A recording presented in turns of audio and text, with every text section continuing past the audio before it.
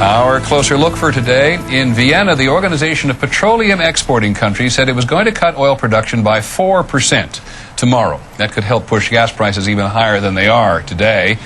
Gasoline already averages a record $1.76 a gallon nationwide. That's 28 cents higher than it was at the beginning of the year. Senator John Kerry, the Democratic candidate for president, and the Bush campaign have been blaming each other for the soaring cost of gasoline.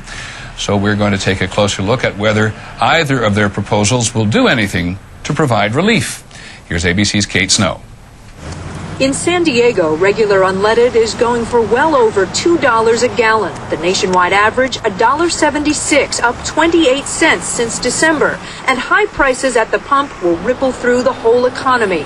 And so the president and his Democratic rival are promising relief. What we need is an energy plan so we're less dependent on foreign sources of energy. The White House says the answer is its energy bill, but that's languished in Congress for 3 years. Each time the Senate's tried to pass it, it's been watered down. The controversial provision for drilling in the Alaska National Wildlife Refuge, or ANWR, removed. If you take ANWR off the table, then there's not much left in there to provide any substantial growth in domestic crude oil supply. The president's energy plan also includes tax incentives to encourage domestic oil production, but a study from its own energy department says they would have little effect.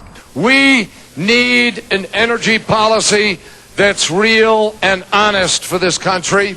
John Kerry's plan, first pressure OPEC to release more oil. But that hasn't worked for this White House, despite what it says are constant conversations with OPEC nations. And it didn't work for President Clinton, whose globetrotting energy secretary tried to convince OPEC nations to increase output. Kerry also wants to stop filling the nation's backup stockpile of emergency crude oil, the Strategic Petroleum Reserve. President Clinton tried something similar in 2000. Gas prices did fall, but not entirely because of Clinton's action.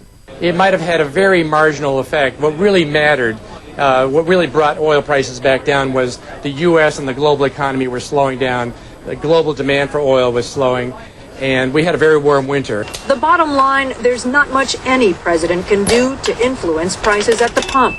I don't care whether there's a Democratic administration in place or Republican administration in place. There is little that can be done short term to influence gasoline prices. Not the message most American drivers or voters want to hear.